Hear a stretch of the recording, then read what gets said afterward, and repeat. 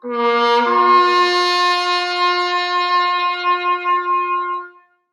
name is Major Kent Griffiths, and I retired from the Canadian Armed Forces with more than 43 years of service.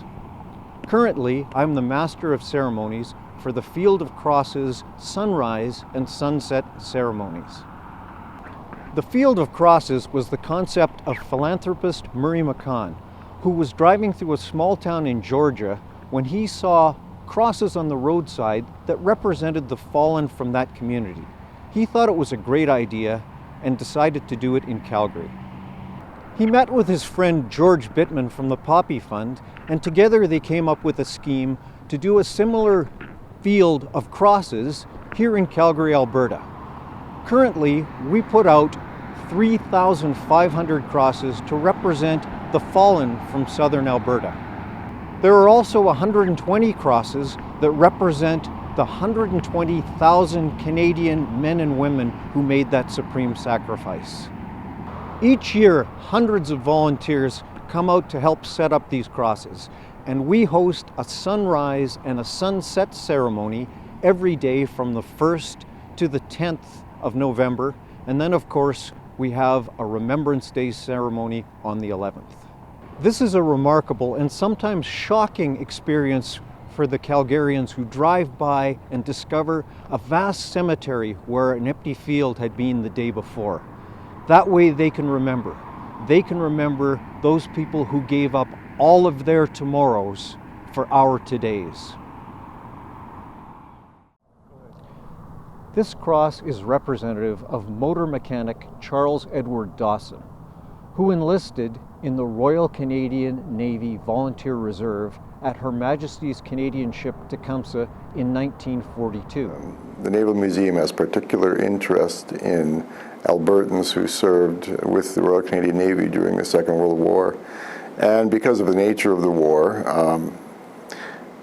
most of the Albertans that joined were with the RCNVR, the Royal Canadian Naval Volunteer Reserve, and in particular, Charles Edward Dawson, who was a petty officer and motor mechanic on MTB 459, is of particular interest because there's not as much coverage of those type of craft during the war, even though they were integral to the whole war effort. He was part of the 29th Motor Torpedo Boat Flotilla, and well, first of all, let's go to the motor torpedo boats. I mean, they weren't an incredibly large boat, but they were incredibly fast. They were about 72 feet long, about 12 feet wide. They carried torpedoes, 20 millimeter Oerlikon machine guns, and a 12-pounder gun. And their primary role was actually support.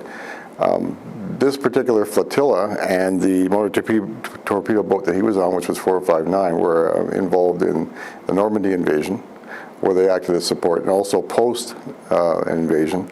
They were basically working in concert with the larger ships, like the destroyers and the frigates and corvettes. And after the invasion, that flotilla was really in charge of the east flank of the landing points up to Le Havre, which is of course was a German naval base, and their primary job was to patrol and not allow the Germans to resupply that base, and also to interdict anyone who might come out of that base and try to disrupt the whole operation. And so in that way it's a very important aspect of the war. Once the Normandy invasion happened, it was sort of began the end of the war, but there was still a lot going on. So what would happen essentially is they would be patrolling in the 15 miles to the east of the landing zone and somewhat offshore, and they'd wait until the larger ships made contact with larger enemy vessels, and they would engage them. And once they engaged them and they knew where they were, they could easily go in there and assist with the operation with it, but torpedoes mostly, because that was the most effective weapon, or even just reconnaissance to see where they're going. What happened mostly, though, those little battles at that time were really short. The ships, the German or the enemy ships would come out, they'd realize that the Allies were there, and they'd sort of go, well, we're not going anywhere, and go back in. The most unusual thing about this particular engagement was 459, the motor torpedo boat, was patrolling a few miles off the enemy coast, and there was engagement with ships, but what happened, and this is unusual because, as I said, these ships aren't that big. They're about 72 feet long, and they move fast. They have gasoline engines, which is one of the reasons they call them motor torpedo boats, because they usually refer to motor boats as gasoline boats. And they're patrolling out there, and what you might expect to happen is another German torpedo boat or a fast boat or another ship would spot them and engage them. What happened in this case, they were sighted. The Germans launched flares so they could illuminate it, and they were actually hit by a 12-pound shell from a shore battery. And I always thought that, I always think when I hear stories like that, that must be really difficult to do. Because here you have a very fast, very small ship, miles offshore, and a shore battery hits it. This happened. It had a direct hit in the engine room, and Charles Edward Dawson was killed along with one other person, and that's totally, severely damaged the craft.